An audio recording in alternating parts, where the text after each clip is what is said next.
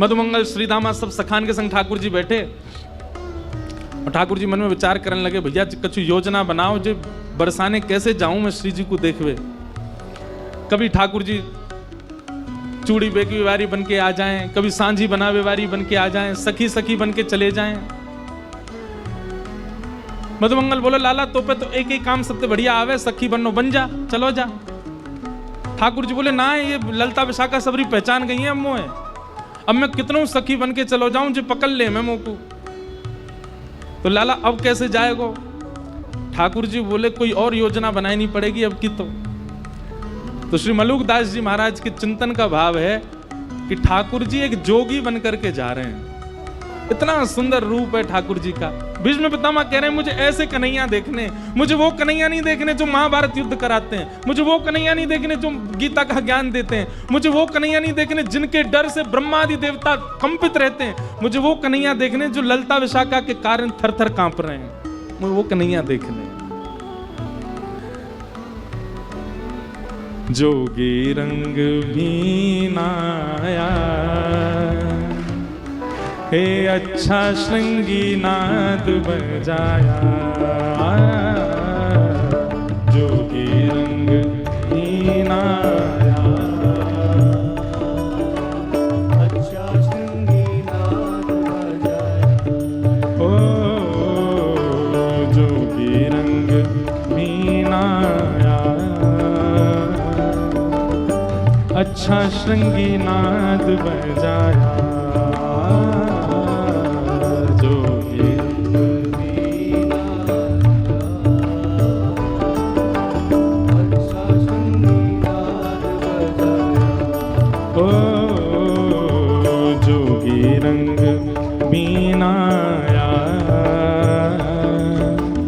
अच्छा श्रृंगी नाद बजाया, जोगी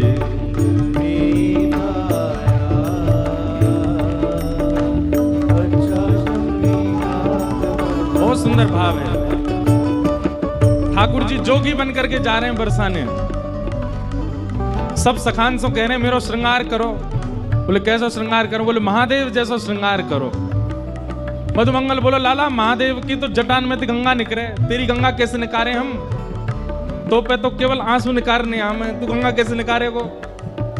इतने में ही श्रीदामा ठाकुर जी की मोतीन की माला लेके आयो और मोतीन के माला के बीच में नेक नेक नेक आटो लगा करके ऐसे मोती की माला बिल्कुल स्थिर कर दी और दर्शन करो। ठाकुर जी की बैनी गूंथ करके सिर पे ऊपर जटा बनाई और जटा के बीच में वो मोती ऐसे लगाया हुआ है कि मानो ऐसा लग रहा गंगा जी निकल रही है। आहा, मोती लार अलग गंगा, मानो जटा जूट में गंगा। मोती लार अलग गंगा, मानो जटा जूट में गंगा। अरे हाँ, मानो जटा जूट में गंगा। मानो जटा जूट में गंगा। जय हो। जोगी रंग बीनाया अच्छा श्रृंगी नाद बजाया, जोगी रंग बीनाया अच्छा श्रृंगी नाद बजाया। अब ठाकुर जी बोले, जटान में तो गंगा तो निकल गई, अरे महादेव तो चंद्रमा और पहने ऊपर, अब वो कैसे आवेगो?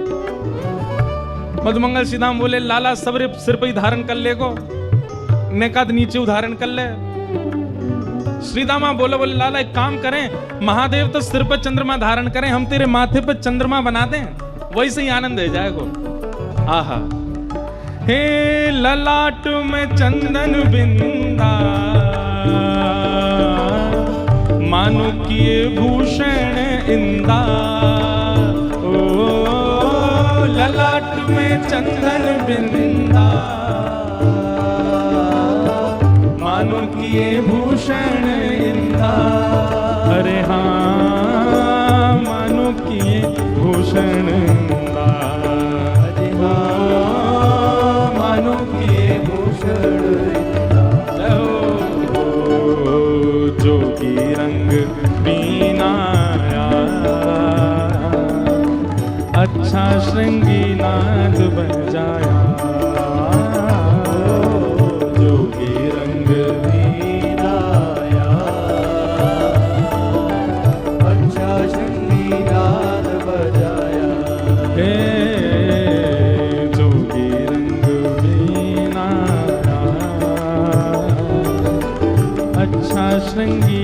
नाद बजाया, जोगी रंग में आया। अच्छा शृंगी नाद बजाया। ठाकुर जी के चंदा बना दियो माथे पे, सिर ते गंगा जी ने काट दें। बदमंगल श्री राम बोले हाँ लाला अब कहा करना है? बोले महादेव भस्म लगामे पूरे अंग पे, भस्म लेके आओ। मधुमंगल श्री राम बोले अब लाला शमशान तो हम पे ना जाओ, जा माँ तो हुआ रे, डर लगे हमें, हम ना जा रहे। अब तू करो भस्म लेके आओ, शमशान तो कौन जाएगा, हम नेक नेक से बालक हैं अपनी मैया के। लाला तू एक काम कर, अब पूरा महादेव मत बने, नेक नेक बन जा, चंदन ही लगा ले चल। मलियागिरी चंदन घिस करके महाराज दोनों मधुमंगल श्री दामा ठाकुर जी को सर्वांगीण अंग पर चंदन लगा रहे हैं। मलियागिरी भस्म ब्राजे, मानो सुर डमरू बाजे। ओ मलियागिरी भस्म बाजे, मानो अच्छा एक बहुत रहस्यमयी बात, हमने एक बार मलुक पीठ वाले महाराज जी हमारे पूज्य श्री राजन दास जी महाराज, उनसे एक बार पूछा, मैंने कहा महाराज जी मलुक दास जी ने यहाँ पर मलियागिरी भस्म क्यों लिखा, मलियागिरी तो चंदन होता है। महाराज जी ने इतना सुंदर भाव बताया। महाराज जी बोले लगाया तो चंदन ही है, पर किशोरी जी से मिलने के लिए ठाकुर जी इतने तड़प रहे हैं कि हृदय में व्याकुलता की अग्नि प्रज्वलित हो रही है। उस अग्नि के भाप से जितना चंदन लगा था सब भस्म बन गया, इसलिए मलियागिरी भस्म है। इतने व्याकुल हैं, इतने बेचैन रह रहे हैं किशोरी जी से मिलने के काजे कि चंदन लग के अपने आप भस्म बन रहा है। मलियागिरी भस्म ब्राजे, मानो सुर डमरू बाजे। ओ मलियागिरी भस्म बाजे, मानो सुर डमरू बाजे। मानो सुर डमरू बाजे। ओ मानो सुर डमरू बाजे। ठाकुर जी जोगी बन के बरसाने जा रहे हैं और श्री जी की अति प्रिय श्री देवी चित्रलेखा जी आई हैं। बोलो वृषभानु दुलारी।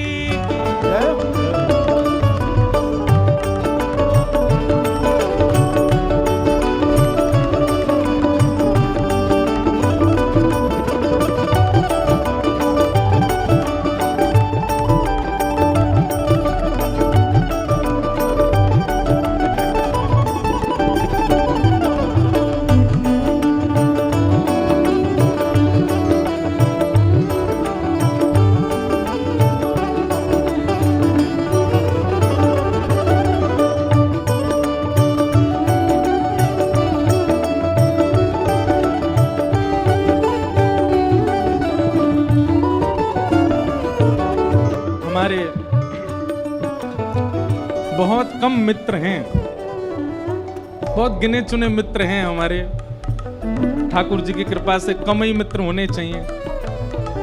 तो जो कुछ मित्रों में 3 विशिष्ट मित्र हैं, तीनों बैठे हैं एक साथ, देवी चित्रलेखा जी और आपके साथ में पूज्य श्री माधव प्रभु जी और हमारे राम जी महाराज। तो हमारे विशिष्ट मित्र कुछ ही हैं। सबसे पहले तो लाल जी हैं, लाल जी हमारे सखा। वाके बाद जो कुछ विशिष्ट मित्र, उनमें से आप तीनों अति विशिष्ट हैं, तीनों पधारे हैं। बहुत बहुत स्वागत, बहुत बहुत अभिनंदन। जोगी रंग मीना, अच्छा श्रृंगी नाद बजाया। जोगी रंग अच्छा शृंगी नाद बजाया। महाराज ठाकुर जी के लर निकल आई, माथे पे सुंदर चंद्रमा धारण कर लियो, अंग पे मलियागिरी चंदन की भस्म लगा ले। लियो रे दर्पण कैसा लग रहा हूं? वो लाला पूरा जोगी लग रहा है, अलग निरंजन। ठाकुर जी चिल्लाने लगे, बोले अब जा रहा हूं मैं बरसाने, अब मिलके आऊंगा श्री जी ते। और ठाकुर जी निकल पड़े महाराज बरसाने। बरसाने में जैसे ही प्रवेश किया, बरसाने में जाते ही ठाकुर जी घर घर के बाहर जामे, अलग निरंजन जोर जोर से चिल्लाओ में। सबरी सखी निकल निकल के आमे, बोले कौन आयो आज? बाहर आकर के देखी महाराज तो भस्म लगी है, चंदन को सुंदर टीका लगो है, मोती की लर निकल रही है, घुंघराले केशन की सुंदर पेड़ी बना रखी है, और नेक से ठाकुर जी, और इतनी गंभीर मुद्रा में सबरी गोपी इनको देख रहे हैं। गोपी बोली कौन को लाला है भैया? कहाँ? वो तो लाला लग रहा हूं मैं जोगी हूं, बहुत बड़ा हूं, मेरो कद काटी छोटा बात यूं मैं सोचा मैं लाला हूं, भविष्य बताऊं मैं सबन को। सब गोपी बोली बाबा तुम भविष्य बताओ। ठाकुर जी बोले हम भविष्य बता में, पूछ लो कहा पूछना, जो पूछोगी सब बता देंगे। एक गोपी आई बोली मेरो ब्याह कब होएगा यूं बता दो। ठाकुर जी बोले हाथ दिखा, तू तो कुआरी रहेगी जीवन भर, तेरो ब्याह ना होएगा, ऐसी चली जाएगी तू। बोले काय गुना? बोले बगल में नंदगांव में। बोले हाँ। मां नंद जी को लाला है? बोले हाँ। बाकू 21 प्रणाम रोज करे कर तेरो ब्याह हो जाएगा। अब तो महाराज ठाकुर जी की गोपी बोली अच्छा मां नंद के लाला में ऐसो पहले? बोले हाँ वाह प्रणाम करवे तो ब्याह हो जाएगा तेरो। एक सखी बोली कछु, एक सखी बोली कछु, कोई को कछु बता में, कोई को कछु बता में। तभी एक सखी आकर के बोली भैया अपनो अपनो कहां पूछ रही हो? हमारी श्यामा जी को पूछे ना, उनके बारे में पूछें कि कौन कौन योग वर आएगा उनके जीवन में। बोले यार बाद में ले जाएंगे, पहले श्री जी से जाके पूछें। श्री जी को जाके कहिए एक बहुत बड़ा जोगी आया है तो छोटा सा, कद काठी तो बाकी नेक्सी से, पर जोगी है बतावे सबन को। आप कहो तो हम बुला लें बाकू। श्री जी बोले हाँ बुला के लाओ। जोगी रंग में नाया, अच्छा संगी नाद बजाया, जोगी रंग में नाया, अच्छा संगी नाद बजाया, जोगी रंग में नाया, अच्छा संगी नाद बजाया, जोगी रंग में आया, अच्छा संगी नाद बजाया। ठाकुर जी पहुंच गए, सब गोपी लेकर के गई हैं श्यामा जी के पास। बोले बताओ हमारी श्री जी को ब्याह कब होएगो, कौन ते होएगो? ठाकुर जी पहले तो अपलक नेत्रन से देखते ही रहे, वही के मारे तो दर्शन करवे ही तुम आए हैं। पहले तो अपलक नेत्रन से देखते ही रहे, कोई ने जाके झक जो ए बाबा क्या कर रहा है? कछु ना माथे की रेखा पढ़ रहा हूं इनकी, और सुन बीच में मत बोला कछु, देखन दे अच्छे थे। अब तो सकीन ने आसन लगा दी, बोले तू जी भर के देख, लेकिन ने बताए दियो ढंग से। ठाकुर जी सामने बैठे किशोरी जी के ललाट को देख रहे हैं। किशोरी जी नीचे नजर करके बैठी हो, बीच बीच में सकीन देखे, मुंह तो कछु अटपटो सा लग रहा है ये, देखियो कैसे देख रहा हूं। बोले ना आपकी रेखा पढ़ रहा हूं माथे की। खूब देर है गई ठाकुर जी को देखते देखते। विशाखा बोली ओ जोगी माथे की रेखा पढ़ रहा हो कि बालन ने गिनो है? इतनी देर है गई तो है, अब वो पता ना चली। आहा। ठाकुर जी बोले देखो मैं घोषणा कर रहा हूं। बोले कहा इनके बगल में जो खड़ा होएगा और जाके बगल में ये खड़ी होंगी, इनके बगल में जाके खड़े हैवे सो इनको रूप और सुंदर लगन लगे, समझो वही इनको वर होएगा। आप खड़े कर करके देख लो सबन को, जो इनके बगल में आके खड़े हो जाए वहां से ये बहुत सुंदर दिखने लग जाए, समझो वही इनको वर होएगा।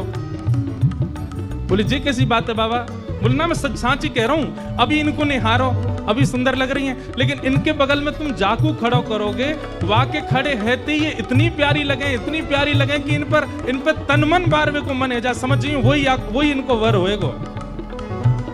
सखी बोली अब कहां तेला में? ठाकुर जी बोले पहले मोती प्रयास कर लो, मुझे खड़ो कर दो।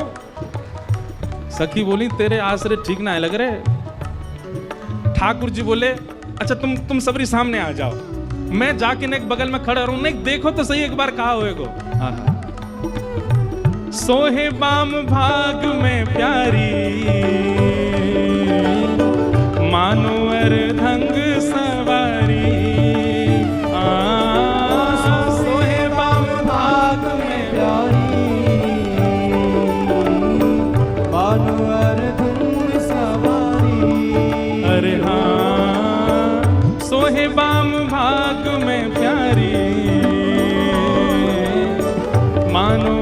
धंग सवारी।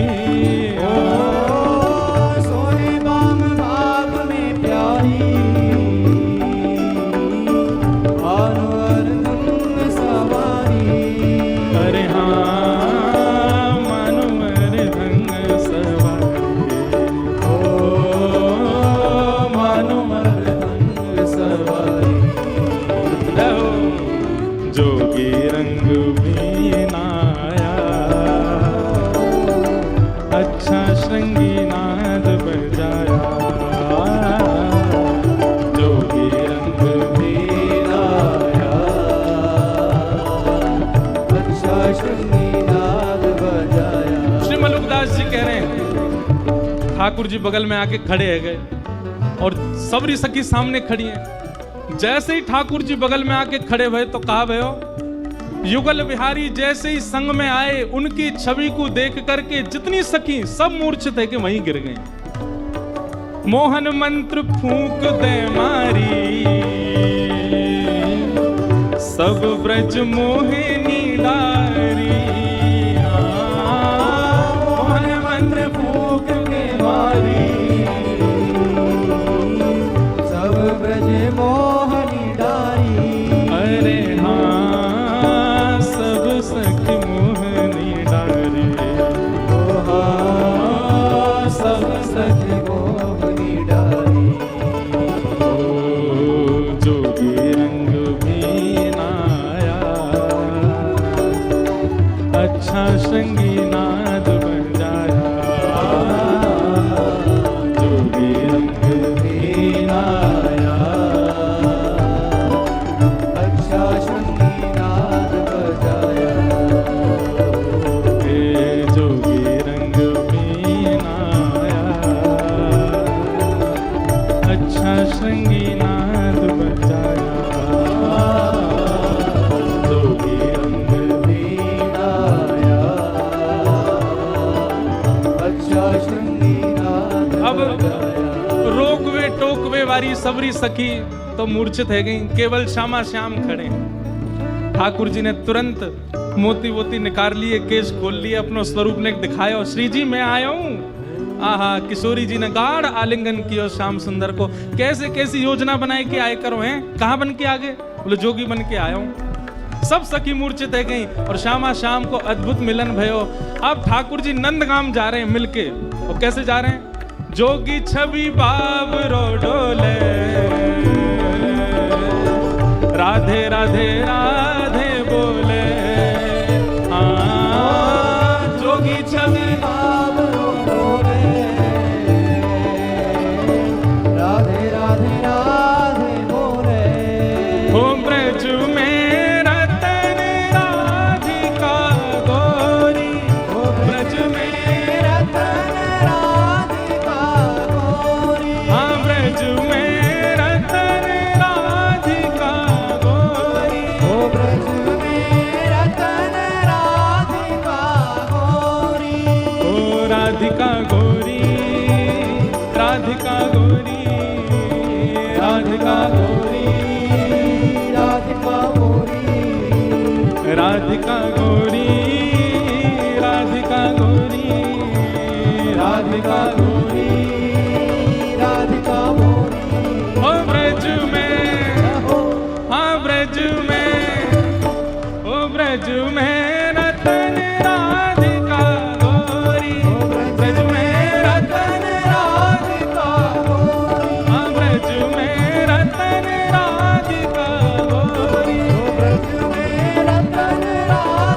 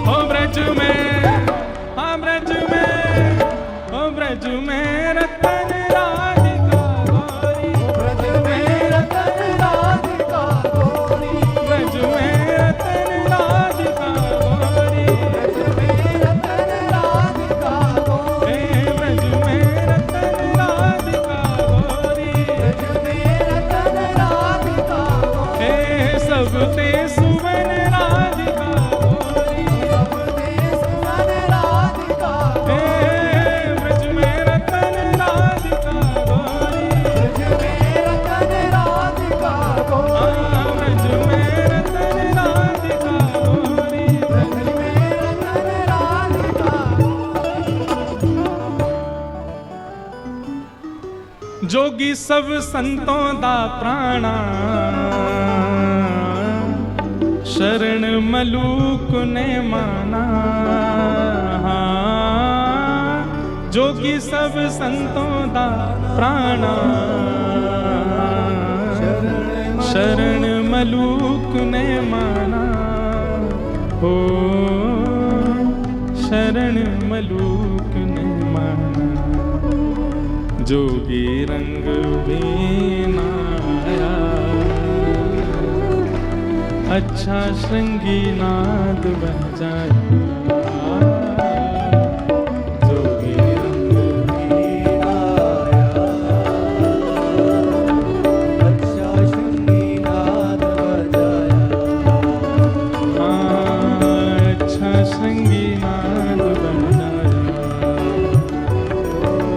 अच्छा शृंगी नाद बजाया। भीष्म पितामह भगवान से यही प्रार्थना कर रहे हैं, नाथ आपके सब रूप देखे मैंने, पर ये वाला रूप नहीं देखो है। कि आप योजनाएं बनाते हैं श्री जी से मिलने के लिए, आप योजनाएं बनाते हैं ब्रजवासी भक्तन के घर से कछु मांगवे चुरावे के लिए।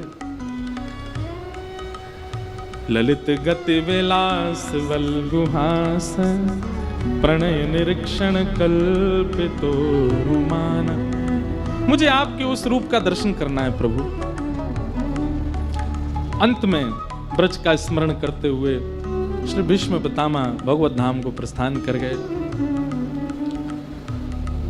अब क्रम हम थोड़ा जल्दी जल्दी बोलें, बीच बीच में कुछ भावों को विशेष रखेंगे। भगवान द्वारिका प्रस्थान कर गए और भगवान की द्वारिका जाने के बाद उत्तरा के उस बालक ने जन्म लिया जिसकी भगवान ने गर्भ में जाके रक्षा की। ब्राह्मणों ने उसका नाम परीक्षित रखा। वही बालक धीरे धीरे बड़ा हुआ। अर्जुन ने एक बार द्वारिका जाने का प्रस्ताव रखा, बहुत महीनों बाद लौट करके आए और आकर के ये खबर सुनाई कि ठाकुर जी अपनी लीला पूरी करके वैकुंठ प्रस्थान कर गए। इस खबर को सुन करके समस्त पांडव स्वर्गारोहण को वन में चले गए। परीक्षित बालक को राज्य गद्दी पर बैठा दिया, बाल अवस्था में ही राजा बन गए और ब्राह्मणों को कहा कि आप सब इसको निर्देशन कीजिएगा कब कहां क्या निर्णय लेना है। धीरे धीरे परीक्षित बड़े हुए, उनका विवाह हुआ। एक दिन परीक्षित को कलयुग मिला। कैसे मिला? बोले वृषभ के 3 पैर काट चुका था, एक बचा हुआ पैर था उसको काट रहा। वृषभ यानी कि धर्म, धर्म के 4 पैर होते हैं। अगर ये 4 लक्षण आपके अंदर हैं तो आप धार्मिक कहलाते हो। धर्म, अर्थ, काम और मोक्ष, ये चतुर्विध पुरुषार्थ हैं। ऐसे ही सत्य, दान, दया और पवित्रता, ये लक्षण आपको धार्मिक बताते हैं। कौन कौन से? सबसे पहला सत्य, दूसरा दान, तीसरा दया और चौथा पवित्रता। ये चतुर लक्षण आपको सिद्ध करते हैं कि आप वैष्णव हो, आप धार्मिक हो। कलयुग में केवल एक चरण बचा है धर्म का, सत्य। न दान है, न दया है, न पवित्रता है, सब जा चुके हैं। एक पैर पर खड़ा है धर्म। और धीरे धीरे हम पवित्रता भी त्याग देंगे, उसी दिन घोर धर्म नष्ट हो जाएगा।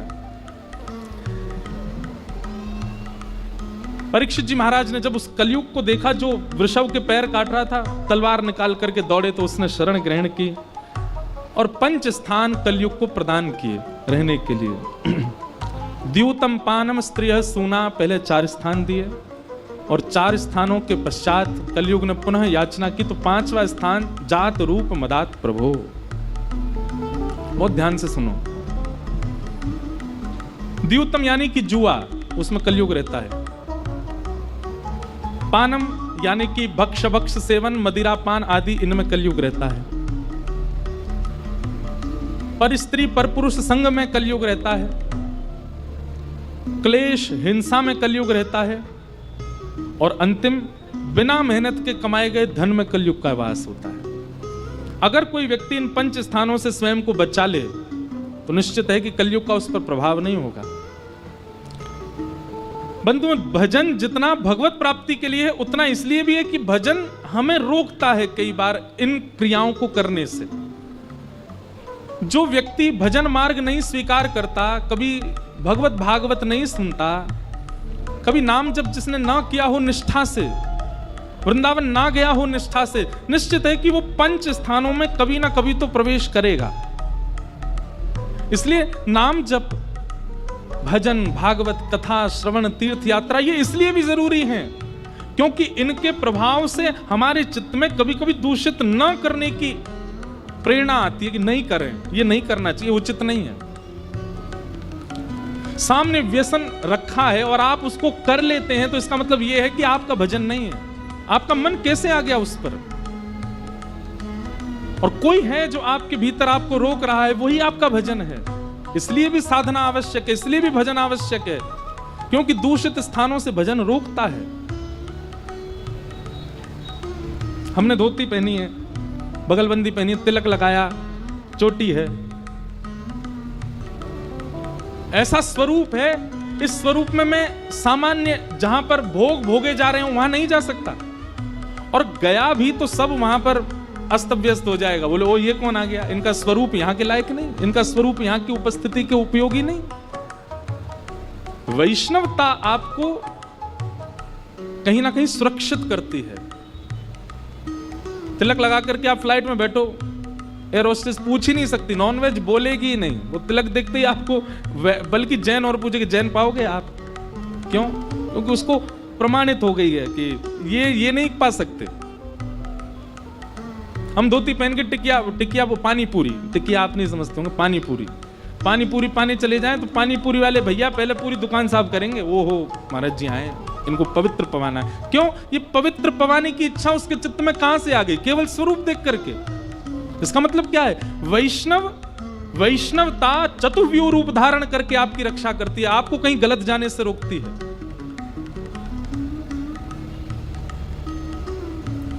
इसलिए भी भजन आवश्यक है, इसलिए भी तिलक आवश्यक है, इसलिए भी भेष आवश्यक है। तो भैया ये 5 स्थान है, इन 5 से जितना हो सके बचने का प्रयास करो। सबसे पहला तो द्यूतम, जुआ कभी नहीं खेलना।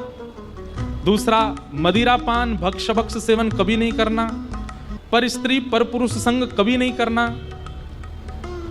कलेश, हिंसा, लड़ाई झगड़ा, इनमें कभी रुचि मत रखना। और बिना मेहनत के कभी धन मत कमाना।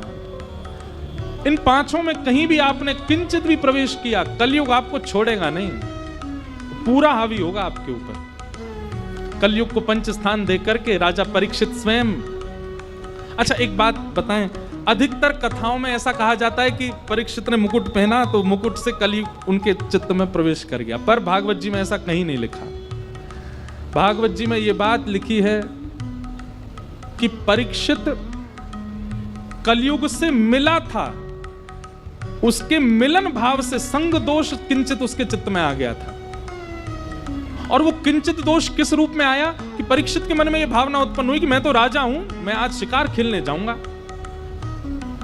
केवल यह हुआ था। और कहीं टीका में या कहीं और कहीं उसका वर्णन हो, पर भागवत जी में ऐसा नहीं है कि मुकुट पहनने से आया। हमने भी कई बार कथा में कहा, पर विशिष्ट विद्वानों ने बताया कि भाई ऐसा भागवत में नहीं है, ये कहीं और टीकाओं में है। लेकिन कलयुग का प्रभाव कैसे हो गया परीक्षित पे? बोले संग से। थोड़ी देर वार्तालाप की थी ना सामने खड़े होकर, उसी से ही प्रभाव हो गया। सदैव याद रखिएगा, दूषितता जीवन में सबसे पहले संग से आती है। आप कैसे के संग बैठते हो, कैसे के मिलते हो, कैसों के संग उठना बैठना आदि, ये सब बहुत प्रभाव डालते हैं आपके जीवन पर।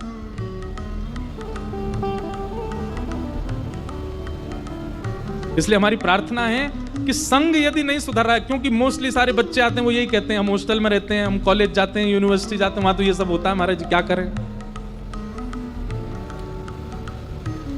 प्रहलाद जी से प्रेरणा लो, उनके तो माता पिता ही राक्षस थे, फिर भी प्रहलाद जी महाराज ने भगवत प्राप्ति के लिए दृढ़ विश्वास यदि चित्त में होता है ना, और हमारा लक्ष्य जब हमको क्लियर होता है, हमारा लक्ष्य जब हमारा दृढ़ होता है हमारे चित्त में कि हमको वो प्राप्त करना है, तो फिर कौन सी रुकावट, कैसी रुकावट, क्या आ रहा है, ये सब हम विचार नहीं करते, हम बस दौड़ते हैं।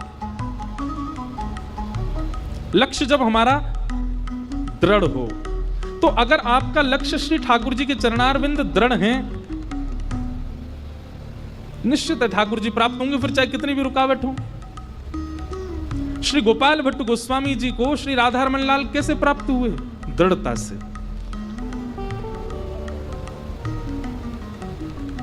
सुनो, द्रविड़ देश में, दक्षिण भारत में, श्रीरंगम के पास के गांव में गोपाल भट्ट गोस्वामी जी का प्रादुर्भाव हुआ। आपके चाचा जी श्रीमन महाप्रभु, चैतन्य महाप्रभु के अनन्य शिष्य थे। इस कारण से बचपन से ही आपके भीतर भी भक्ति भाव प्रज्वलित था। बहुत ध्यानपूर्वक सुनो सब लोग। श्री गोपाल भट्ट गोस्वामी 11 वर्ष की आयु के थे जब केवल, तब महाप्रभु जी का वहां आगमन हुआ और उन्होंने 4 महीना चातुर्मास वहां किया। ऐसा भक्तमाल जी में मैंने पढ़ा कि जब महाप्रभु जी बैठकर के प्रवचन करते थे तो 11 वर्ष की आयु में सामने बैठकर के श्री गोपाल भट्ट गोस्वामी जी नेत्रों से अविरल नीर बहाते और जाकर के दंडवत प्रणाम करते और जिज्ञासा में केवल एक ही प्रश्न करते कि हमें ठाकुर के साक्षात दर्शन कब होंगे। महाप्रभु जी इतने प्रसन्न हो जाते कि उनको उठा करके अपनी गोद में रखते। यही ऐसा ही प्रसंग आता है मीराबाई का। मीराबाई रोज आ जाती है कथा में। पहले दिन ही हमारे बी पराग जी ने हमको छेड़ दिया, बोले अगले साल महाराज जी मीरा चरित्र। अब मैं आधा चरित्र तो मैं यहीं सुना गया हूं इसी साल ही। मीराबाई के प्रसंग में आता है कि मीराबाई जब अपने पिताजी के यहाँ रहती थी तो एक जोशी नाम के वक्ता आते थे और वे जोशी जी आकर के कथा सुनाते थे। तो कथा सुनने के बाद में सब श्रोता प्रणाम करते थे मंच को। तो मीराबाई आती और मीराबाई आकर के जोशी जी से कहती, जोशी जी जो वक्ता थे उनसे, आप जिनका चरित्र सुनाते हो, आप जिनकी लीला सुनाते हो, जिनके नेत्र ऐसे हैं, जिनका वपु ऐसा है, जिनका मुकुट ऐसा है, ये हमको कब मिलेंगे? सबके प्रश्नों के उत्तर उनके पास होते, पर वो छोटी सी मीरा ऐसे बोलती कि मुझे कब मिलेंगे। जोशी जी स्तब्ध हो जाते और बस बचने के लिए कि अब इसको क्या उत्तर दूं, छोटी सी बालिका है, ऐसे ही व्यास मंच से हाथ फिर कहते मिलेंगे तुझको जरूर। वो बोलती कब मिलेंगे? मैं वही तो पूछ रही हूं, मिलेंगे कब? मिलेंगे, थोड़ी सी बड़ी हो जाओगी फिर मिलेंगे। ऐसे श्री गोपाल भट्ट गोस्वामी महाप्रभु जी उनको उठा के अपनी गोद में बैठा लेते। ऐसा उनका भक्ति भाव देख करके इतने प्रसन्न हो जाते। महाप्रभु जी कहते मुझे ठाकुर जी साक्षात कब मिलेंगे? महाप्रभु जी कहते कृपा होगी और निश्चित होगी, हमारा आशीष है, तुम्हें ठाकुर जी निश्चित प्राप्त होंगे। एक बात सदैव याद रखना बंधुओं, ठाकुर की सेवा बिना आचार्य कृपा के यदि आप कर रहे हैं तो आपसे कोई ना कोई अपराध तो बनेगा। इसलिए हम सबसे प्रार्थना करते हैं कि ठाकुर सेवा करो, पर उसके साथ साथ आचार्य चरणों के रसिक जनों की वाणी सुनते रहा करो, क्योंकि वहां बताए गए भाव से ही आपकी जो सेवा है वो सिद्ध हो सकती है, नहीं तो आप कोई अपराध कर बैठोगे। चाहे वो रूप सनातन गोस्वामी हो, चाहे मधु पंडित पाद हो, चाहे आज गोपाल भट्ट गोस्वामी हो, सबके चरित्र में आपको एक चीज मिलेगी कि सबने रसिकों का संग किया, आचार्य संग किया।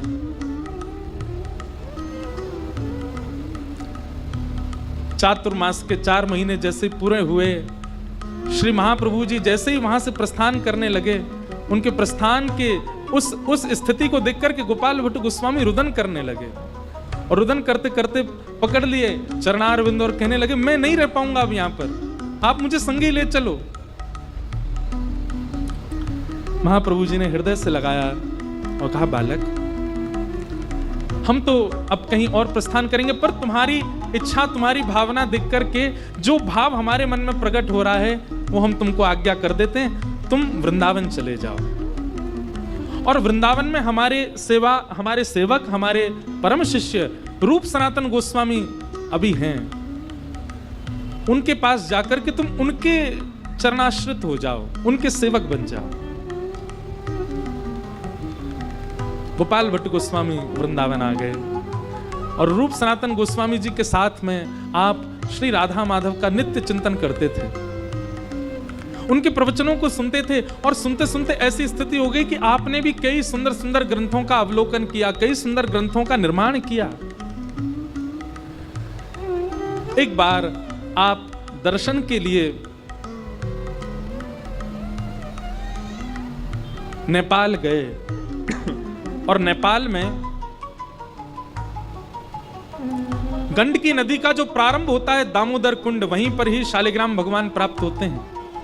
आपने जाकर के मनोवांछित इच्छा से अपनी सेवा का स्वरूप मांगा और श्री शालिग्राम भगवान आपको प्राप्त हुए।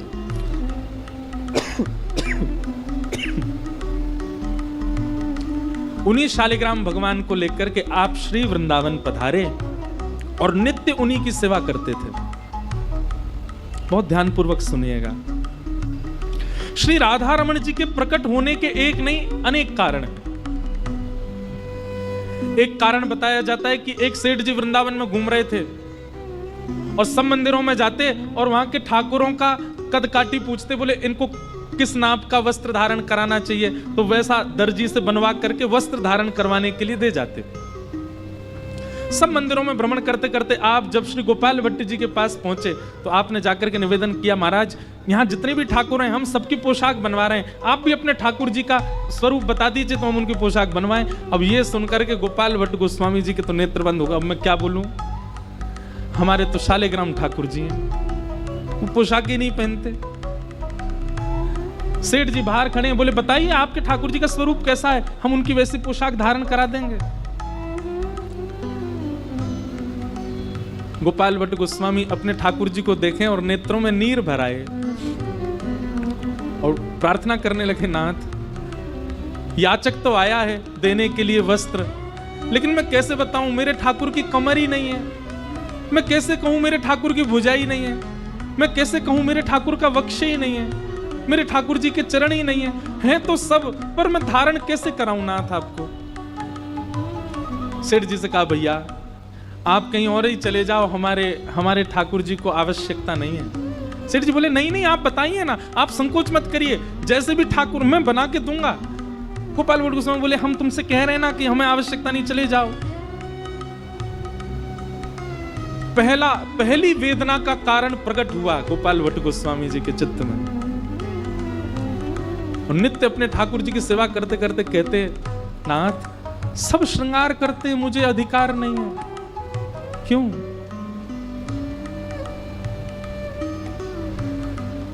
दूसरा कारण बताया कि वृंदावन में कहीं कथा चल रही थी और वहां कथा में सुंदर हिंडोला उत्सव हो रहा था, क्योंकि समय था हिंडोला का, सब अपने अपने ठाकुरों को हिंडोला झुला रहे थे। तभी गोपाल भट्ट गोस्वामी जी के मन में आया कि हम भी अपने ठाकुर जी का हिंडोला उत्सव करें। तो जैसे सबको बुलाया जाता है, ऐसे गोपाल भट्ट गोस्वामी पूरे वृंदावन में सब आचार्यों को निमंत्रण दिया, सब आइए हम भी अपने ठाकुर जी का हिंडोला उत्सव करेंगे। सब आचार्य आए, रूप सनातन गोस्वामी आए, सब आचार्यों के बीच में श्री हितरवंश महाप्रभु के परम शिष्य श्री हरिराम व्यास जी भी आए। अब सब आचार्य जन आकर के बैठ गए और यहाँ गोपाल भट्ट गोस्वामी जी झूला कर रहे थे। झूला करते करते अब आचार्य अपनी अपनी बधाई उत्सव गावे, सब लोग अपने अपने पद गावे। हरिराम व्यास जी आए, हरिराम व्यास जी से कहा हमारे ठाकुर जी झूला झूलना है, आप भी कोई पद गाओ। हरिराम व्यास जी ने झूला की ओर देखा, झूला की ओर देख के बोले गा दूं? बोले हाँ गा दीजिए। झूले रे झूले मेरे गंडकी नंदन, झूले रे झूले मेरे गंडकी नंदन, झूले रे झूले मेरे गंडकी नंदन। जैसे ही कहा गंडकी नंदन, गोपाल भट्ट गोस्वामी जी के नेत्र खुले। बोले ये क्या बोल रहे? इन्होंने यशोदा नंदन नहीं कहा, इन्होंने देवकी नंदन नहीं कहा, इन्होंने नंद नंदन नहीं कहा, क्या करें? गंडकी नंदन। गंडकी नदी से प्रकट होते हैं शालिग्राम। झूले रे झूले मेरे गंडकी नंदन, झूले रे झूले। 3-4 बार तो एक ही गाने लगे तो सब आचार्य बोले आगे तो गाओ। आहा, स्वरूप कैसा है इनका। अब हरिराम व्यास जी जो है ना, हमारे ब्रज के थोड़े विनोदी स्वभाव के, मजाक किया थे। वो गा रहे हैं मानहु घटा कढ़ी में बोरे, मानहु घटा कढ़ी में अंग लगायो चंदन चंदन, अंग लगायो। हरिराम व्यास जी बोल रहे हैं, बोले ऐसे लग रहे हैं जैसे बैगन को कड़ी में बोर दिया हो। तो कड़ी में बैगन बोर दो तो उसके जहां से बोरा गया है वहां कड़ी लग जाती तो पीरो पीरो लग जाए। इनके शालिग्राम भगवान के ऊपर चंदन बिल्कुल ऐसा ही लग रहा है जैसे मानो कोई बैगन के ऊपर कड़ी डाल दी हो। अब ये सुन करके तो गोपाल भट्ट गोस्वामी जी को और बुरा लगा। बोले ऐसे क्यों बोल रहे हैं भाई, सबको अपने ठाकुर प्रिय हैं। आचार्यों ने कहा और गाओ और गाओ। आगे कह रहे हैं हाथ न पाए नैन नहीं नाशा, हाथ न पाए नैन नहीं नाशा, ध्यान करत कछु होत आनंदन, ध्यान करत कछु। झूले रे झूले मेरे गंडकी नंदन, झूले रे झूले। इनकी आंख नहीं है, नाक भी नहीं है, हाथ भी नहीं है, पैर भी नहीं है, कान भी नहीं है। नेत्र बंद करके प्रयास तो कर रहा हूं कि कुछ ध्यान में आ जाए, पर कुछ आ नहीं रहा है मेरे। गोपाल भट्ट गोस्वामी जी विरह आतुर हो गए, नेत्रों से अश्रुपात गिर रहा है।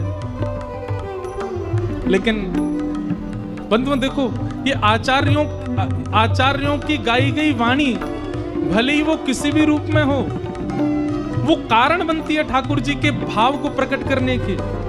किसी के चित्त में आचार्य वाणी प्रेम प्रकट कर देती है, किसी के चित्त में आचार्य वाणी विरह प्रकट कर रही है। हम आप होते तो हम तो गुस्सा हो जाते, पर गोपाल भट्ट गोस्वामी केवल विरह भाव आतुर होते जा रहे हैं और अपने तिरछी नजर से ठाकुर जी को देखते जा रहे हैं। शालिग्राम भगवान को देख के सोच रहे हैं और करवा लो आप, और विरह दे लो मुझको आप। ये सब आचार्यों की गलती नहीं, आप ही करवा रहे हो। हरिराम व्यास जी कहते हैं जालंधर और वृंदावल्लभ, जालंधर और गावे व्यास कहाँ कहीं छंदन, गावे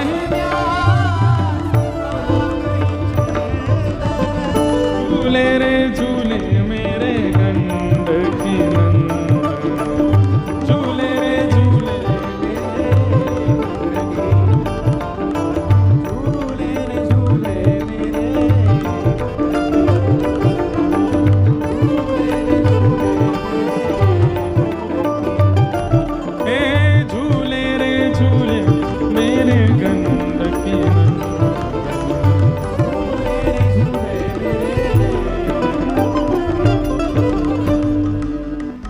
बोलो राधा रमण लाल की। आज कथाक्रम के इस भाव में श्याम बाबा के सुंदर संकीर्तन करके जो उनको रिझाते हैं, ऐसे श्री कन्हैया मित्तल जी पधारे हैं, बहुत बहुत स्वागत अभिनंदन। वैसे तो स्वागत इनको करना चाहिए, हम आए हैं ब्रज से लेकिन अभी चंडीगढ़ बाहर है, ये तो कहा है ये वृंदावन है, तो ये वृंदावन आए इसलिए इनका स्वागत, बहुत बहुत अभिनंदन। आज ठाकुर जी को जन्मोत्सव है। ध्यानपूर्वक सुनो सब लोग। तो पहले तो आंच लगी चुकी थी हृदय में जिस दिन वो सेठ आकर के कह के गए कि पोशाक दे दें। अब कहां से पोशाक लें, ठाकुर जी तो शालिग्राम में। और दूसरी कसर पूरी कर दी आज हरिराम व्यास जी ने। हरिराम व्यास जी ने तो महाराज ऐसो पद गायो, झूले रे झूले मेरे गंड की नंदन, मानो भटा कढ़ी में बोरे, अंग लगायो चंदन, झूले रे झूले मेरे गंड की नंदन।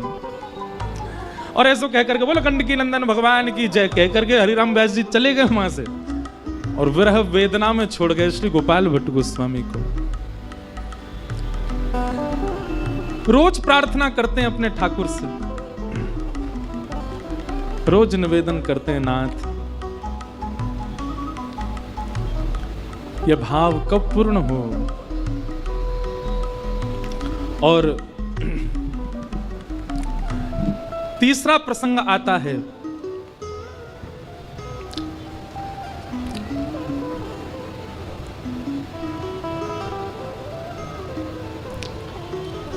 नृसिंह चतुर्दशी।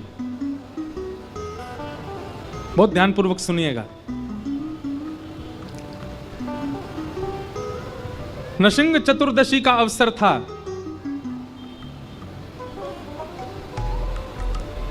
और तभी गोपाल भट्ट गोस्वामी जी श्रीमद् भागवत में नृसिंह भगवान के प्रादुर्भाव की कथा सुन रहे थे। योऽन्तः प्रविश्य मम वाचमिमां प्रसुप्तां संजीवयत्यखिल शक्तिधर स्वधाम्ना। नाथ, आप सभी प्राणी मात्र के हृदय में प्रवेश करके भक्ति भाव जागृत करते हैं और प्रहलाद जैसे भक्त के लिए आप खंभ से भी प्रकट हो जाते हैं। स्तंभे सभाया नमृगम न मानुषम। प्रहलाद की भावना से भगवान खंभ भेदन करके नृसिंह रूप धारण करके प्रकट हो गए। जब इस भाव को आप अध्ययन कर रहे थे, पढ़ रहे थे नृसिंह चतुर्दशी वाले दिन, गोपाल भट्ट गोस्वामी जी तो ऐसे विरह आतुर हो गए, बोले कि आप ऐसा नहीं है कि आप प्रकट नहीं हो सकते, आप हुए हैं प्रकट, आप खंभ से प्रकट हुए हैं प्रहलाद के लिए। प्रहलाद के लिए खंभ से प्रकट हो सकते हैं, नाथ तो मेरे लिए शालिग्राम से क्यों नहीं हो सकते? मैं आपकी सेवा में कहां कमी चूक कर रहा हूं? एक बात याद रखिएगा बंधुओं, ठाकुर जी की प्राप्ति में उत्कंठा विशेष होती है। आप उत्कंठित कितने हो उनको प्राप्त करने के लिए। जैसे पानी की महिमा कौन बताता है? प्यास। भूख की महिमा कौन बताता है? भोजन की महिमा कौन बताता है? भूख। वैसे ही ठाकुर जी की महिमा पता चलेगी उत्कंठा से। जब तक उनके लिए उत्कंठित नहीं होगे, जब तक तड़प नहीं आएगी जीवन में, ठाकुर जी प्राप्त नहीं होते। हम लोग नाच लेते हैं, गा लेते हैं, कथा सुन लेते हैं, थोड़ा बहुत भाव मन में आ जाता है, बस उसी से ही हम लोग संतुष्ट हो जाते हैं। इस मात्र से ठाकुर जी प्राप्त नहीं होने वाले। उत्कंठित नहीं हुआ, विरह व्याकुल नहीं हुआ, तब तक ठाकुर जी नहीं मिलेंगे। गोपाल भट्ट गोस्वामी जी को पहले तो वो सेठ जी ऐसा करके चले गए, फिर हरिराम व्यास जी के पद से उनका मन बड़ा क्षुभित हो गया। और तीसरी स्थिति आई जब आप नृसिंह चतुर्दशी वाले दिन भागवत जी में नृसिंह भगवान के प्रादुर्भाव की कथा सुनते हैं, और तभी आपके मन में भाव आता है कि आप प्रहलाद के लिए खंभ से प्रकट होते हैं, मेरे लिए शालिग्राम से प्रकट नहीं हो सकते। ठाकुर जी को प्रणाम किया, वंदन किया, खूब नीर बहाए, बोले नाथ मैं भी चाहता हूं आपका श्रृंगार करूं, मैं भी चाहता हूं आपकी आरती करूं, मैं भी चाहता हूं आपको भोग पधराऊं, ये सब तो करता हूं, पर श्रृंगार का एक विशेष भाव है। कस्तूरी तिलकम ललाट पटले वक्षस्थले कौस्तुभम नासाग्रे वरमौक्ति कंतर तले वेणु करे कंकणम सर्वांगे हरिचंदनम सुललितम कंठे च मुक्तावली गोपस्त्री परिवेष्टितो विजयते गोपाल चूड़ामणि। श्रृंगार की बड़ी लालसा है नाथ, मैं भी आपकी भुजा पकड़ूं, मैं भी चरण दबाऊं, मेरे भी नाथ त्रिभंग लली हों। इसी विरह वेदना में रात भर विरह आतुर विरह करते करते करते करते रात्रि में सो गए और प्रातः काल उठ करके स्नान ध्यान करके यमुना जी से लौट करके आए और जैसे ही आकर के अपने ठाकुर की सेवा में पहुंचे हैं तो रात्रि में शयन के समय जो ठाकुर जी को सुंदर सी चदरिया उड़ाई हती, देख रहे हैं कि वो चदरिया ऐसी चिपटी होनी चाहिए पर वो तो खड़ी भई है। गोपाल भट्ट गोस्वामी बोले ये चद्दर ऐसी खड़ी सी कैसे है गई है? आपके कुछ सेवक गण थे, सब आश्चर्यचकित हो गए, बोले ये चद्दर कैसे खड़ी है गई? तभी आपने जाकर के जैसे ही अपनी भुजा से उस वस्त्र को वहां से अनौसर किया, तभी देखते हैं त्रिभंग लली श्री राधा रमण लाल वहां पर विराजमान। बोल राधा रमण लाल की। पहला दर्शन करके तो श्री गोपाल भट्ट गोस्वामी मानो जैसे मूर्छा में आ गए हों। ऐसे सुंदर कपोल, ऐसे सुंदर भुजा, ऐसे सुंदर चरणारविंद, ऐसा सुंदर वक्ष, ऐसी सुंदर ग्रीवा, ऐसा सुंदर मुखमंडल।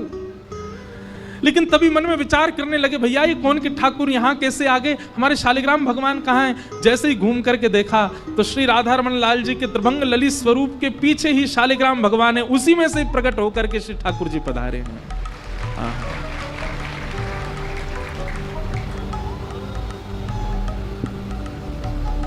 आहा, श्री राधा रमण लाल प्रकट भय हैं।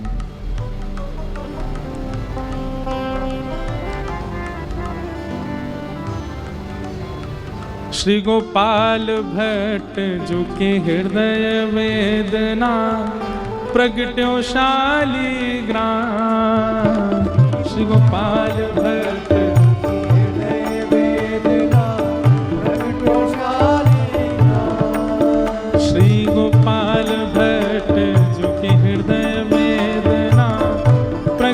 शालिग्राम। श्री गोपाल भट्ट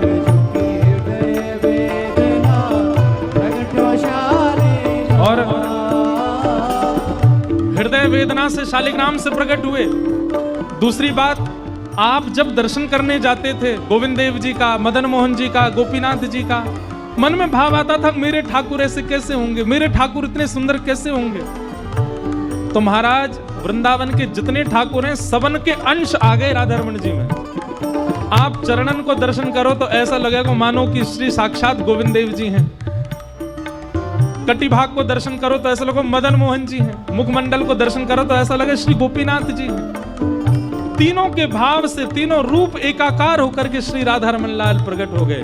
इसीलिए कहा रूप सुधा को खान हमारो, रूप सुधा को खान हमारो, रूप सुधा को खान हमारो, रूप सुधा को खान हमारो। और वृंदावन में सब ते न्यारो, वृंदावन में सब ते न्यारो। रे हमारो रमण जुलाल, वृंदावन प्यारो, वृंदावन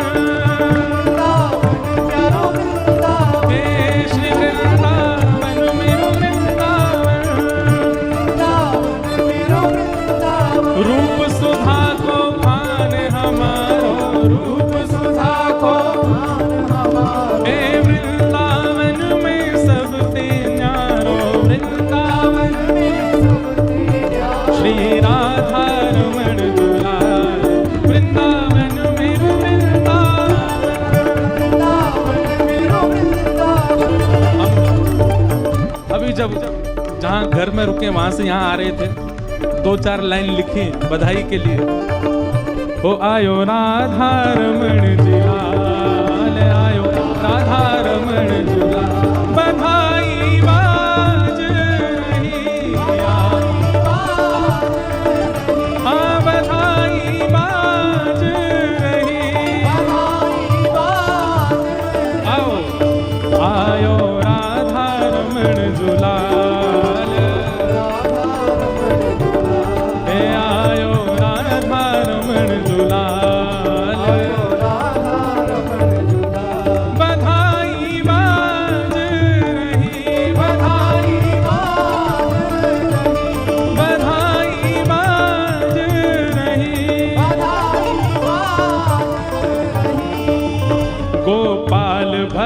जू नाचे गावे, पाल भट्ट जू, गोपाल भट्ट जू नाचे गावे।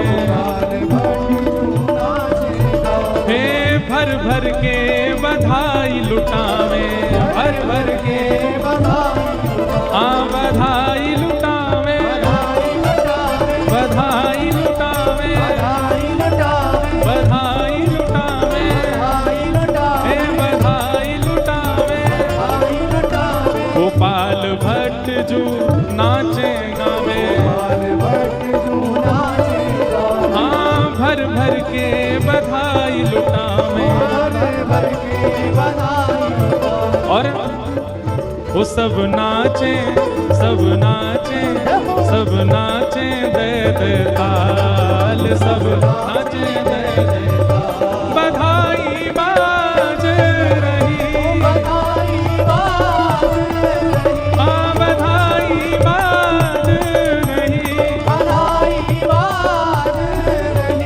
ओ आयो राधा रमण दुलाल, आयो राधा रमण दुलाल, ओ आयो राधा रमण दुलाल, आयो राधा रमण दुलाल। ओ आए ब्रज के प्राण आधार, आए ब्रज के प्राण आधार, ओ आए राधा रमण दुलाल, बधाई बाज रही, बधाई बाज रही, बधाई बाज रही, बधाई हो।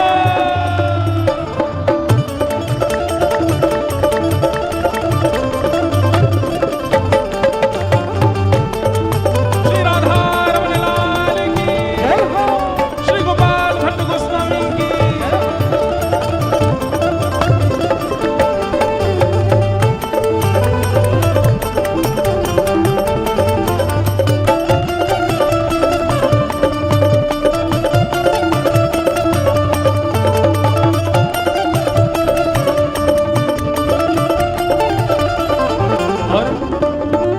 ब्रजवासिन को मन हर्षायो, ब्रजवासिन को मन हर्षायो, ब्रजवासिन को मन हर्षायो।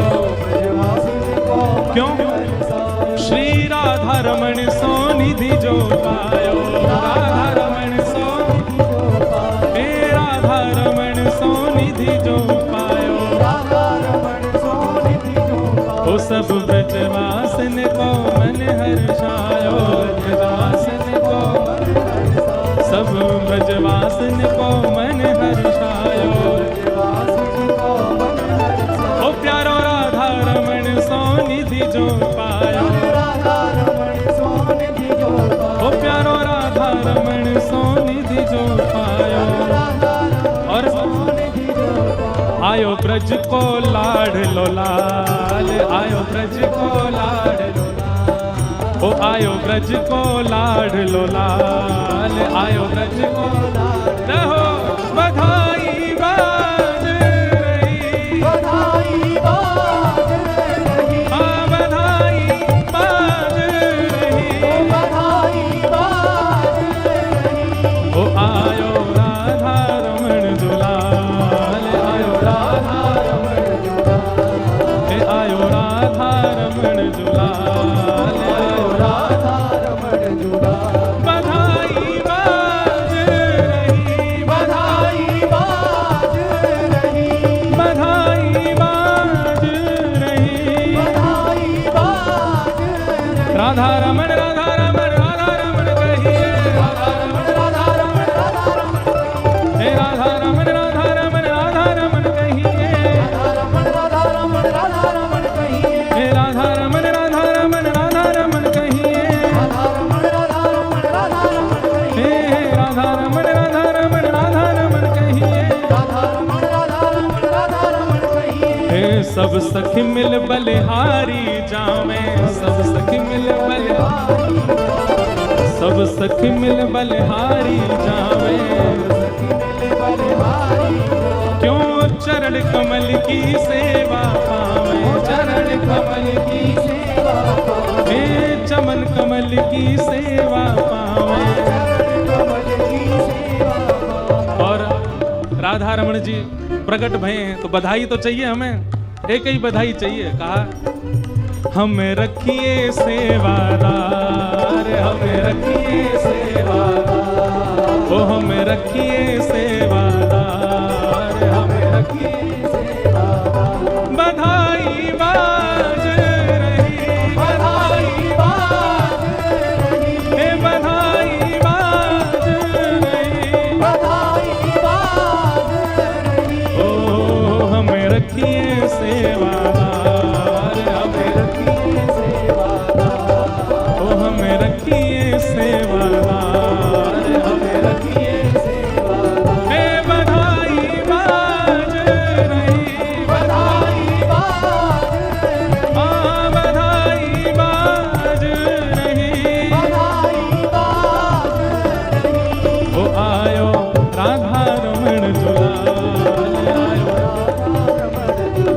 ओ आयो राधा रमण जुलाल, आयो राधा रमण जुलाल। हे बधाई बाज रही, बधाई बाज रही, हे बधाई बाज रही, बधाई बाज रही।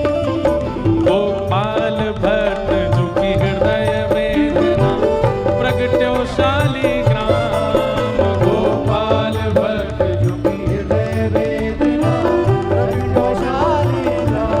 हाँ, रूप सुधा को खान हमारो, रूप सुधा को खान हमारो, रूप सुधा को खान हमारो, रूप सुधा को खान हमारो। ओ प्यारो राधा रमण दुलार, वृंदावन मेरो वृंदावन, वृंदावन मेरो वृंदावन, हे श्री वृंदावन मेरो वृंदावन, वृंदावन मेरो वृंदावन। बधाई है, बधाई है, बधाई है, बधाई है, बधाई है, बधाई है, बधाई है, बधाई है, बधाई है, बधाई है। लाडले लाल की बधाई है, प्यारे लाल की बधाई है, रमण लाल की बधाई है, बधाई है, बधाई है, बधाई है, बधाई है, बधाई है, बधाई है, बधाई है। ओ आए राधा रमण जुलाल, आए राधा रमण जुलाल, ओ आए ब्रज के प्रतिपाल, आए ब्रज के प्रतिपाल। बधाई बाज रही, बधाई बाज रही, हाँ बधाई बाज रही, बधाई बाज रही, हे बधाई बाज रही, बधाई बाज। श्री राधा रमण लाल की बधाई हो, बधाई हो, बधाई हो।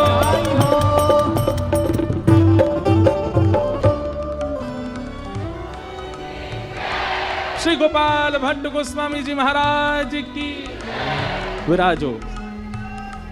हाँ भैया बैठ जाओ। श्री राधा रमण लाल को प्राकट्य भयो, पूरे ब्रजमंडल में आनंद है गयो। हम ब्रजवासीन को हमारे चौथे निधि के रूप में श्री राधा रमण लाल प्राप्त भय। बंधुओं, श्री राधा रमण लाल जी ने अपने साक्षात उपस्थिति का अनुभव कराया श्री गोपाल भट्ट गोस्वामी को। श्री लाल जी प्रकट हो गए तो लाल जी के प्रादुर्भाव के बाद उनकी सेवा का विस्तार हुआ। बहुत ध्यान से सुनना। तो सेवा के विस्तार के रूप में अब प्राचीन भारत में उस समय पर इतनी व्यवस्था तो होती नहीं थी। तो श्री गोपाल भट्ट जी ने एक सेठ जी से कर्जा लिया राधा रमण जी की सेवा के लिए, और जो अवधि बताई थी देने की वो नहीं दे पाए। तो वो सेठ खूब नाराज हो रहे थे, बोले आज हम जाएंगे गुसाई जी से लेके आएंगे, हमारा धन जितना भी है सब देना पड़ेगा इनको। और सेठ जी ने ऐसा मन बनाया था कि कल सुबह भोर में जाएंगे और गोपाल भट्ट गोस्वामी के पास जो मिल जाएगा ले आएंगे।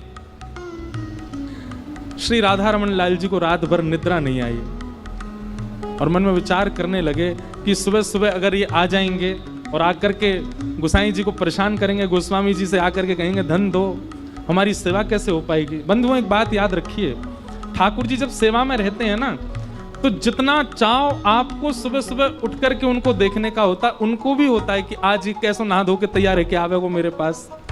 ठाकुर जी को भी हमको देखने का चाव रहता है। इसलिए सेवा में जब जाओ ठाकुर जी की, में कई लोगों को देखा वो बहुत सहज भाव से सेवा में, नाइट ड्रेस में चले गए सेवा में, ऐसे नहीं। ठाकुर जी आपको देखने के लिए लालायित रहते हैं। सुबह सुबह जब आप सेवा में जाते हैं तो बहुत सुंदर बन के जाओ, इत्रादि लगा करके बढ़िया सुंदर व्यवस्थित होकर के तब ठाकुर जी को जगावे जाओ। हमको कोई उठाने आ जाए हौआ सा बन के, कितना अजीब लगे। लेकिन भाई सुबह सुबह जिसका मुख देखते हैं पूरा दिन वैसा ही निकलता है। सुबह सुबह कोई ऐसा दिख जाए और पूरा दिन खराब जाए तो हम कहते हैं सुबह इसी का ही मुख देखा था हमने। तो सेवक को भी चाहिए कि वैसे तो सामान्य रहे, पर जब सेवा में जाए, अब वो कहे हम घर में ही तो हैं, कहीं जाना नहीं है, क्या पहने? नहीं, सेवा में जब जाओ तो नए वस्त्र पहन के जाओ, भले ही सेवा के बाद उतार दो, पर ठाकुर जी के सामने बिल्कुल सुंदर बन के जाओ। क्योंकि ठाकुर जी को भी रात भर प्रतीक्षा होती है कि सुबह ये आवेगो, कैसा लगेगो। गोपाल भट्ट गोस्वामी, अगर सेठ जी सुबह आ गए तो गोपाल भट्ट गोस्वामी सेवा में नहीं आ पाएंगे। राधा रमण जी को लगा कि हम उनको देख नहीं पाएंगे,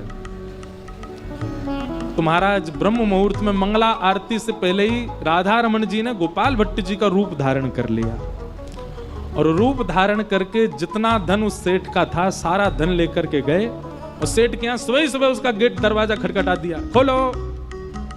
सेठ जी निकल करके आए, बोले अरे हम तो आज आपके पास ही आने वाले थे। बोले ये लो पकड़ो अपना धन सारा, अब नहीं आना हमारे पास, आओ तो दर्शन करने आना और परेशान नहीं करना हमको ज्यादा। मतलब राधा रमण जी मानो ये कहना चाह रहे हैं गोपाल भट्ट जी को परेशान मत करना, हमारे सेवक हैं। ठाकुर जी बहुत प्रेम करते हैं अपने अर्चक से।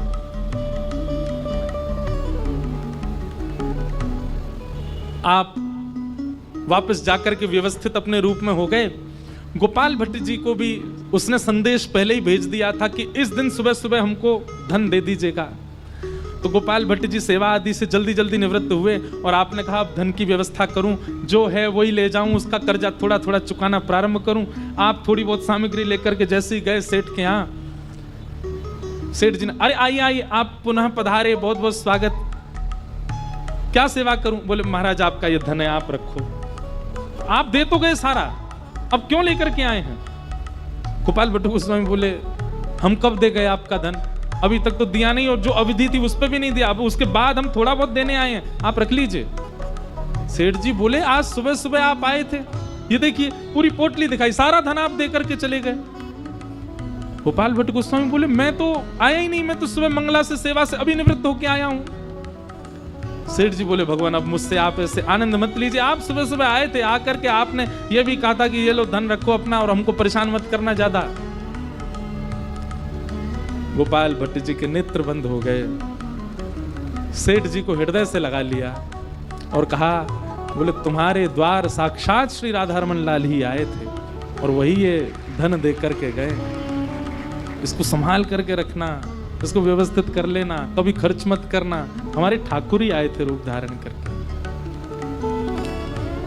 इतना प्रेम करते हैं। कभी कभी मुझे लगता है हम प्रेम करते हैं ठाकुर जी से कि ठाकुर जी प्रेम करते हैं हमसे।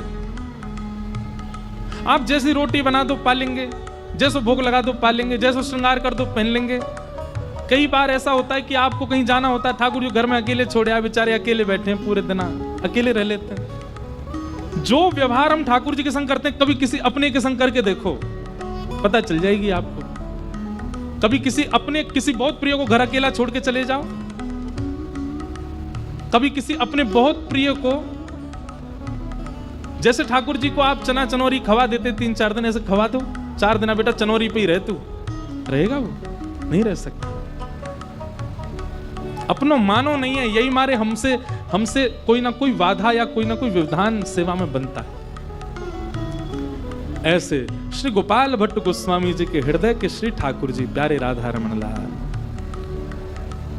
राजत वनमालम रूप रसालम राधा रमण हरे हरे। राजत वनमालम रूप रसालम राधा रमण